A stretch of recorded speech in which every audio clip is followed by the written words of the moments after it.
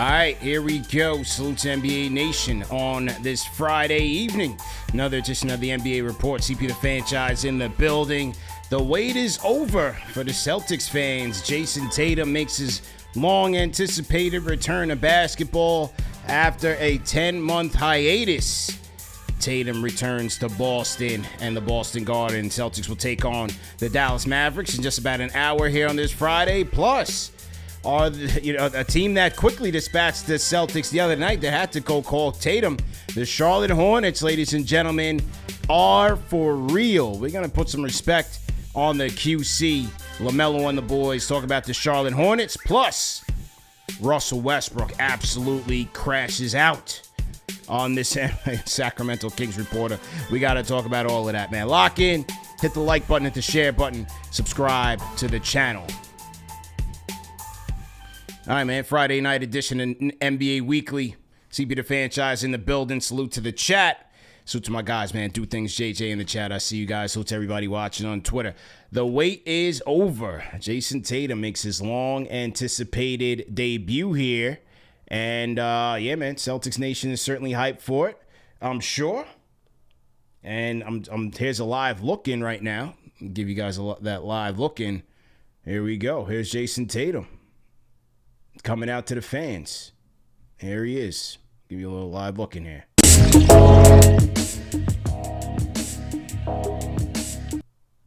All right, so they don't have any arena music on or arena ambient sound on, but here you go. There's Tatum getting some shots up.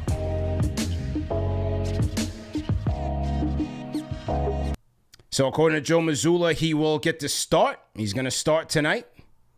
And his business as usual, man. Very interesting. What do you guys think in the chat?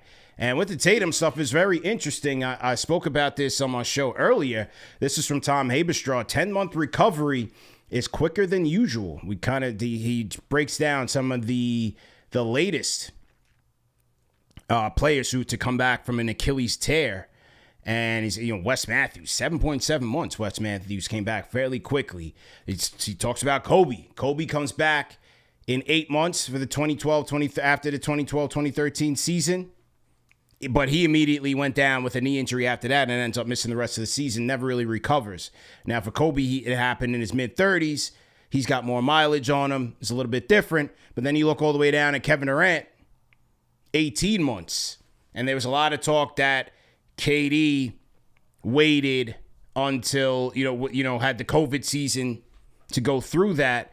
But KD himself said it really had nothing to do with the COVID season. I was planning to sit it out regardless. So the first question that everybody has with Tatum is it too early? Well, we're just not going to know that until... Hang on, they got this annoying theme music on. We're just not going to know that until we see how he plays in the games. How do I get this damn sound off? Yeah, we're just not going to know.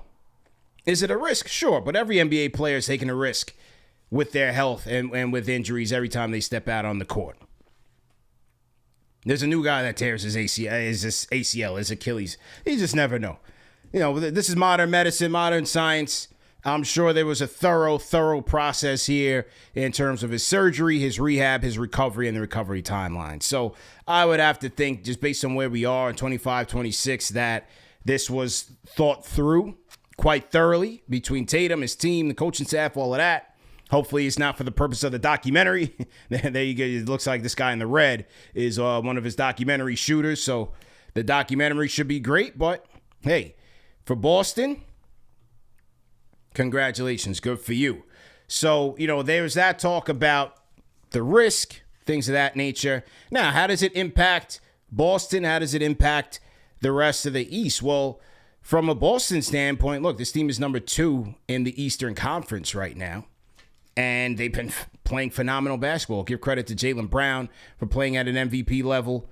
Give credit to some of the new guys. The name is Ketas, who got a lot of critical acclaim. The Baylor Shiremans of the world. They just picked up Vucevic.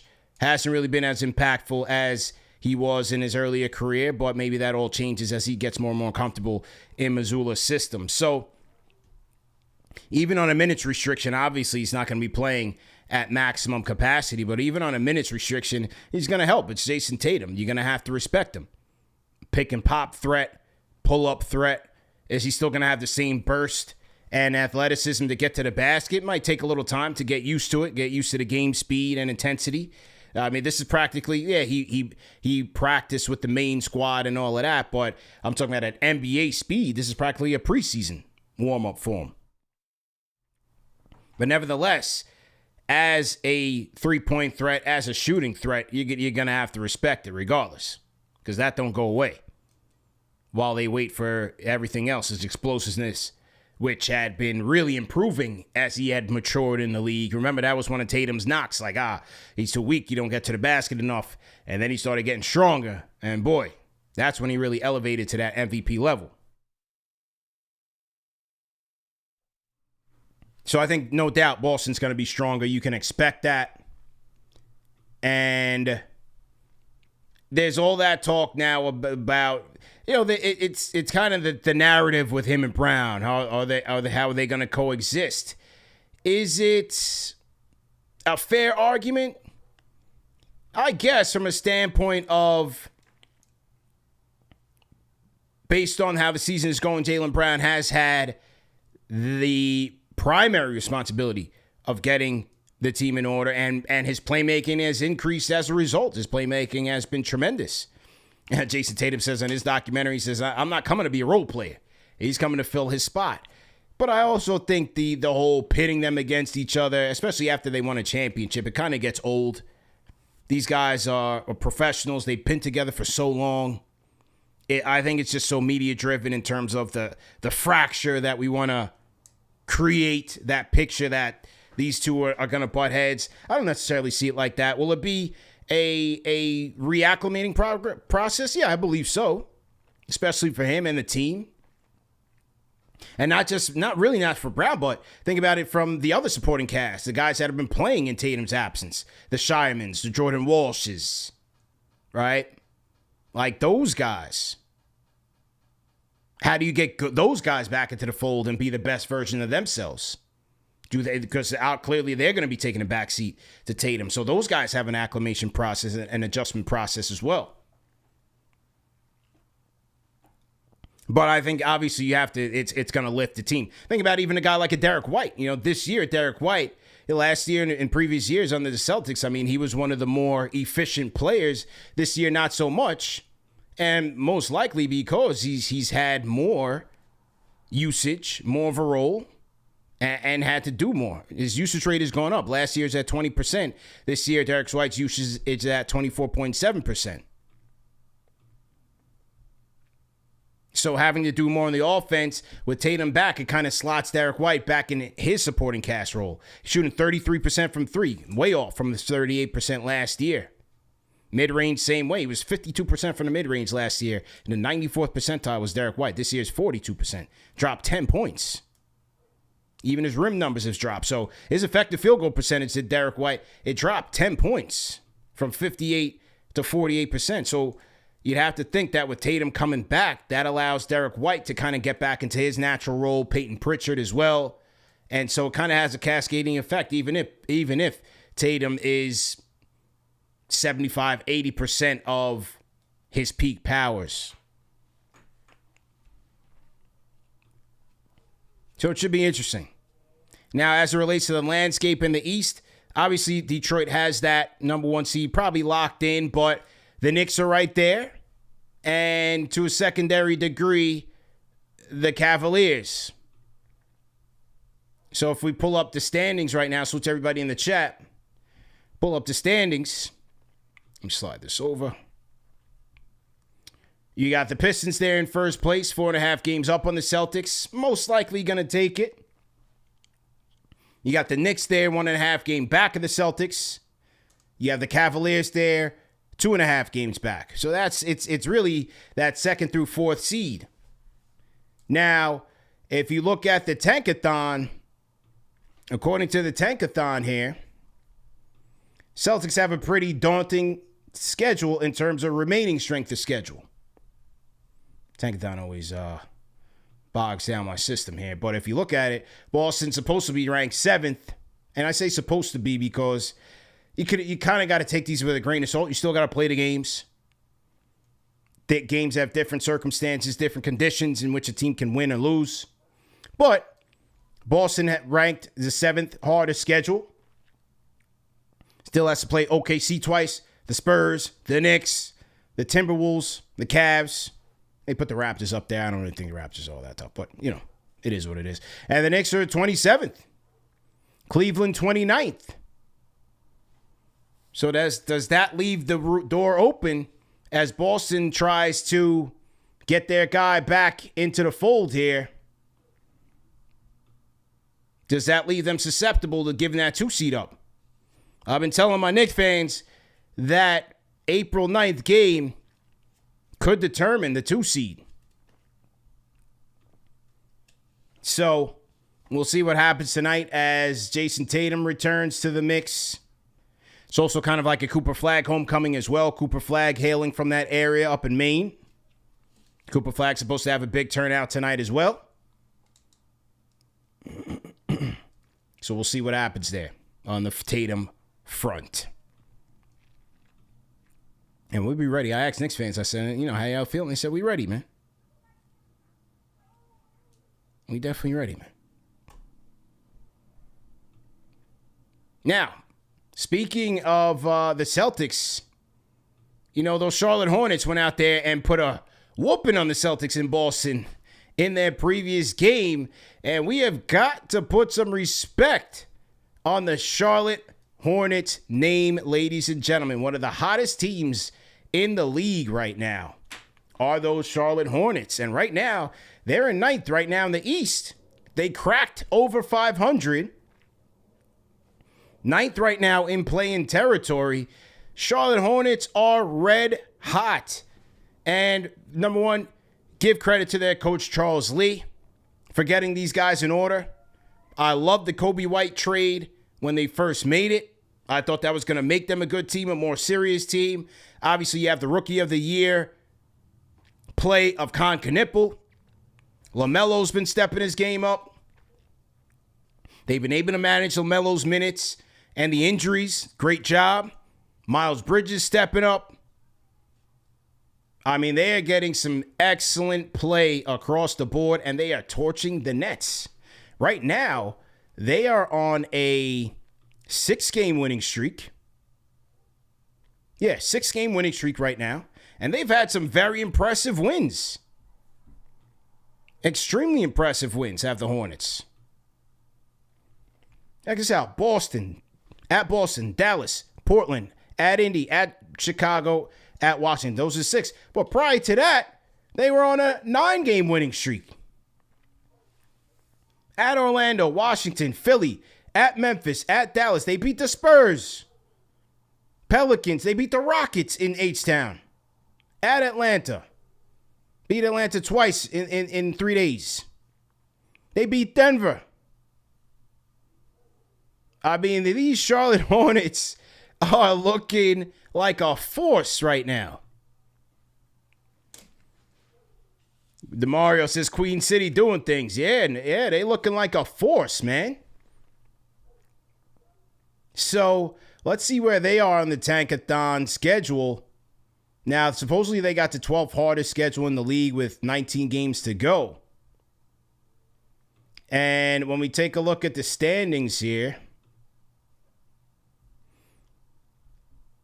they are pretty much tied with the Hawks, but they own the tiebreaker with the Hawks right now. And they're 2 back from the Magic.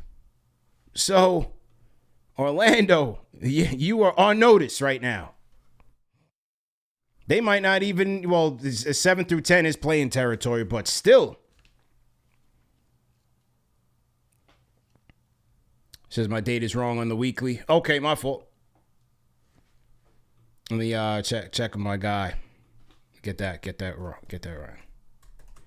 Thanks for the heads up. Apostle in the making. Thanks for the heads up. We'll get that fixed. March 6th. Today is March 6th. Well, as long as you know what today's date is, you guys kind of know what it is. But yeah, the Hornets are really handling business right now. And like I said, the wins are extremely impressive, and it's how they're playing. As I talked about, the threes made, 19, 20, I mean, knocking down threes at a ridiculous level right now.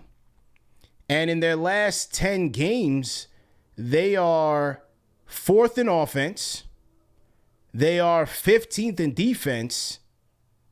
And they're 10th in net rating. Brandon Miller. I mean, they're getting efficient shots right now across the board. That's why I like that Kobe White pickup, because I'm like, he's just going to continue to add to their firepower. But defensively, they have that athleticism. They have the versatility. They have the speed. They're dialed in. And Brandon Miller, boy, he's looking like, I don't know who you want to compare him to. Some people want to compare him to like young Paul George. Whoever you want to compare him to, he's balling. He's balling. He's been a bucket since he came into the league as a rookie. Diabate killing. All right. Okay, here we go. We got the new date in here, so hang tight. We'll fix that. Salute to you guys in the chat. So yeah, Knicks fans was asking me, man, are you scared of Charlotte? I said, nah, but respect to them. Wow, there we go. March 6th. Pasta in the making. Appreciate you.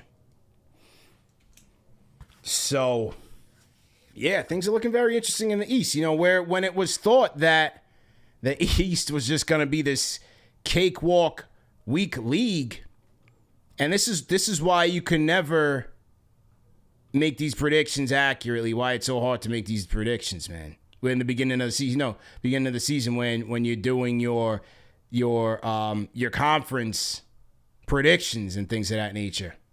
This is why, man. It's just hard to predict. Because let's pull up the standings here. I mean, take a look at this. Coming into the season, you were sure that this was going to be a 2-team race, New York and Cleveland. I had Boston nowhere in it. I didn't have Toronto in the 5th. I figured Philly was going to slide. I'm never confident in Philly. I had Atlanta being a better team, top 5, and Orlando. So I didn't have Detroit up this high in my preseason predictions. Certainly didn't have Boston. I thought it was going to be New York, Cleveland, New York. And look at those two teams at 3rd and 4th. You just can't call it. Previous year, who saw the Pacers coming through and being at the top of the league from January on? Just can't call it, man. What about you guys in the chat, man? What's been your biggest surprise this year? Definitely Detroit. I mean, 45-16. They've been phenomenal. Can't beat the Spurs, but they've been phenomenal. I mean, the Raptors, 5th place. Heat are right where I believe them to be. I thought they would be.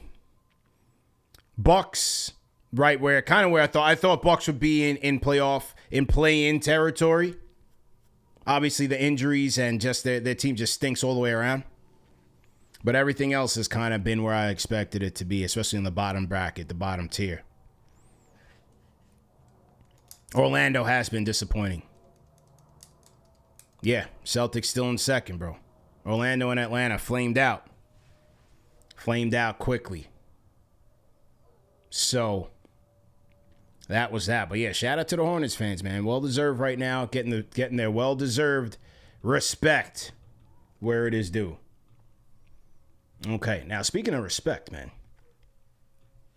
Let's talk about this Russell Westbrook situation. Because he had time last night. And Brody always has the time. And, of course, like anything else in the NBA media landscape, we got to have think pieces on everything. Is it Magic City to you name it. Anything that happens that's the slightest bit controversial, we got to do our think pieces. So we're going to react to this. So yesterday, Russell Westbrook was meeting with the media, and there he is with his briefcase, pulls his phone out. You know, these guys are very, eccentric. Pulls out his phone, and then he calls out the Sacramento Kings reporter. I believe his name is Michael. What's this guy's name, man? His name is Michael. I'm not even familiar with this guy. Matt George. Okay? So I'm going to play some of the Westbrook stuff. This is a 6-minute clip, so I'm not going to go in on it too much. I'll play some of it, and then we'll react to it. 19 games left now. Anywhere around the building. It's very interesting. Hang on. Let me get this. Here we go. Okay. Let's hear from Brody. This is a game. You professionally go out and play. And that's all you can do. Which I think, though, because y'all got a lot of answers and y'all always be talking. No, I got no answers, buddy. It's very interesting. Y'all don't got no. You guys have a lot of opinions about how we do what we doing. What you got? No, you. Me? Yeah, you make a lot of statements and broad statements that you have no context. So, where do you get your context from? Are you in practice? No. Are you at our film session? No. Are you anywhere around the building? Yes. No, I haven't seen you at practice. Not inside the practice. So the false context of, and actually, do you know me? I know you. No, you don't know me. Well, not you personally. You don't know me. You don't know me. But you make a lot of comments as though you do know me.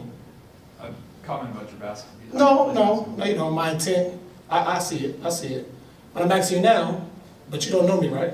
So you don't know anything about me. Not you personally, no. Thank you. That's good. Anybody else? You guys have any comments about how we play, what we doing? You guys are quiet today, but you guys have a lot of comments. Yeah, I do. You got the worst team in the league. Continue. Comments when the game's going on, after the game, what we doing, what we should be doing, how we should be doing it. I'm confused. Oh, let me hear it. You must have been in our film session too. I'm not in your film session, but you guys have the worst record in the NBA.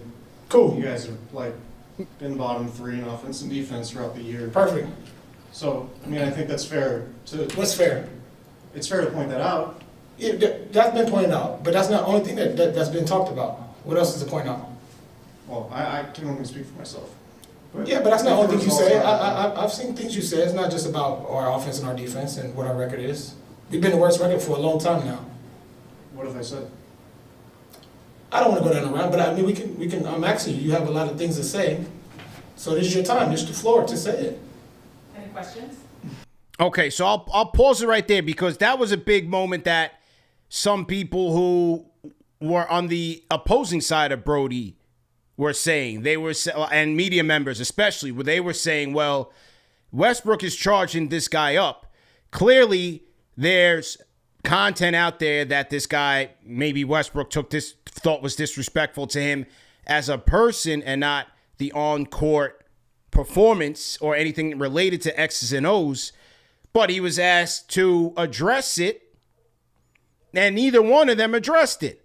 Brody's asking the guy to speak more on what he was saying to his face, rightfully so. The guy backed away. Okay, not, you can question that, rightfully so. But they also asked Westbrook, can you specify what you're talking about? And he didn't want to say either. So neither one is really trying to have an understanding here. You know what I'm saying? So now, the guy, Matt, must have said, well, I'm going to my podcast. Meet me on my podcast if you want to hear more. And to that, he got dragged. Because people's like, yo, you have an opportunity to talk to Brody face to face. Say the things that you were saying because clearly Brody thought it was offensive. I didn't go bother doing the research because I don't care that much. But he had the chance and he decided to take it to the podcast. Now, people had an issue with that. Look, you got to understand, like, the guy covers the Sacramento Kings, a team no one cares about, no fanfare. He's trying to build himself a brand and a following. I didn't really knock him for that. He's got a very difficult job. Credit to him for sticking through it. He's covering the Sacramento Kings. You understand? Like me and others covering the Knicks, even when they're bad, it's still New York. It's still the Knicks. It's still something juicy to talk about, even when they're bad. But he should have addressed Brody when he had the chance. He was right there, face to face. And this is the thing. It's like, this is what I tell people all the time. When we have these conversations about players or the games or whatever, we keep it in our arena. Me personally, I don't get personal with players. If that's what Matt George did and what Brody felt like he did, people may all say that. I don't get personal with players. I don't call players out their name. Because to me, once you do that, you're disrespecting their craft as being one of the best in the world. Elite. So I don't like that. I'm going to talk about the game. If you do something, if you trip up on the personal front, I'm going to call you out for it. But I try not to get into the personals. That's just probably just me just being more mature. I'm older now. But for a guy like that, for Matt George, I do get it. Like, if you are going to call the guy out his name on your platforms, the guy's giving you a chance to address it, and he kind of ran from it. So here was more from Matt George in his response. Here we go. Again, if y'all listening want to be critical and want to say, Matt, you could have said it to his face right then and there, you're right. I could have. I chose not to in the moment because I didn't think it would be beneficial. And I then went home and addressed everything on the podcast calmly because I thought that would be the best way to handle this situation and to handle things as professionally as possible. I'm not perfect, and we'll see where it goes from here. I hope I get the opportunity to talk to Russ. If I don't, and we continue on this, I stand by all the things that I said. I stand by what I've said repeatedly, that I hope Russell Westbrook is not on this team next year, not because I hate Russell Westbrook, but because I don't think Russell Westbrook is the right point guard for this god-awful team that in my mind is the worst Kings team in history. And it's crazy to say that with a roster featuring guys like Russell Westbrook and DeMar DeRozan. Again, if y'all listening want to be critical, in a way, he has a point. In a way, he has a point.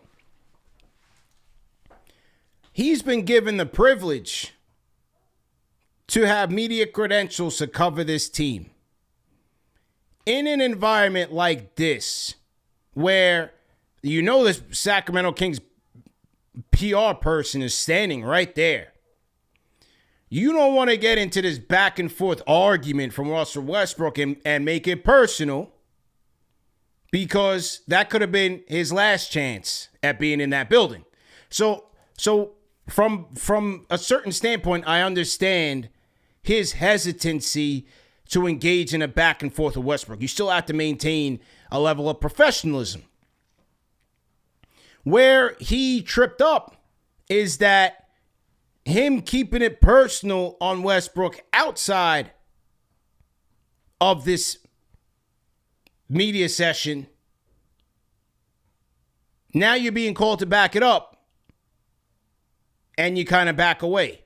So it's like it's a double-edged sword here for the guy. I get what he's saying. Like, you got to have decorum, you got to have professionalism when you're in these media scrums and post-game. Everybody doesn't get that opportunity. You know, it might be easier in smaller markets like Sacramento when nobody cares, and so they're probably desperate for people to come cover the team. But he could have easily lost his credentials and never been allowed back there.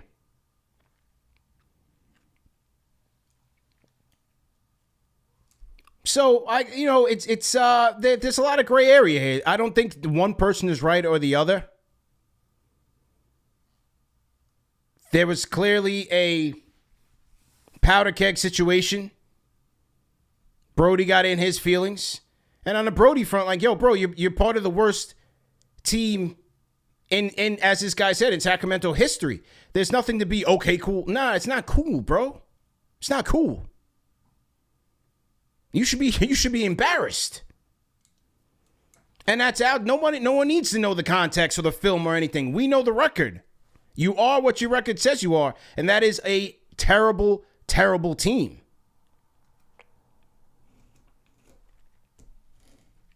That's when my guy Saya Collective crashed out on y'all, on Zach LaVine. Come on, man. Play with some pride. Okay, cool. That's not what you want to say to people that's paying their hard-earned money to go watch and support the team.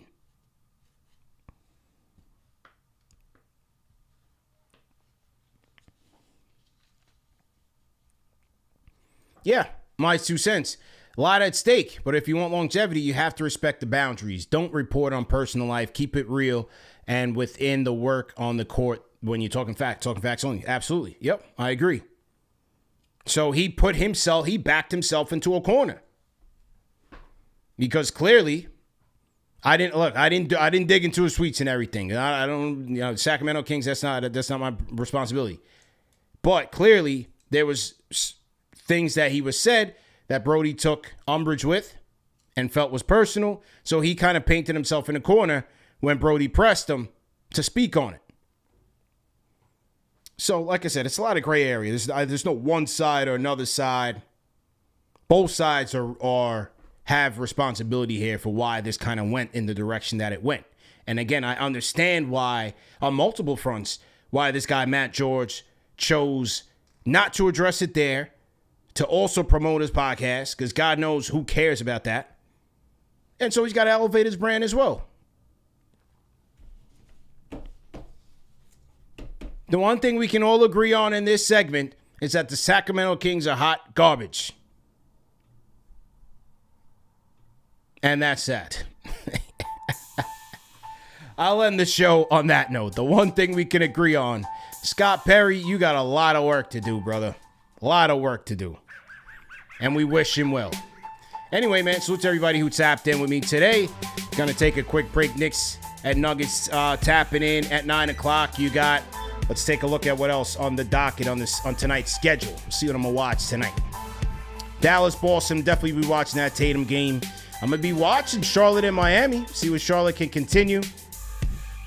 Houston, Portland, probably skip, but that's cool. Obviously, I'll be watching Denver and New York. New Orleans, Phoenix, skip. Sacramento, San Antonio, LA Clippers, probably tap into a little bit of that. Lakers, Pacers, skip. And that's how my night's going tonight on the League Pass. All right, so to you guys, man. Hey, remember to support us, man, on all audio podcast platforms. Apple Podcasts, Spotify, all those good things. We are everywhere, man. Appreciate the support. Oh, Nice says no minutes restriction for JT. Okay, very interesting. Yeah, I'm going to get ready to tap into that game right now, man. So like I said, like, share, subscribe, and we'll see you guys next week, man.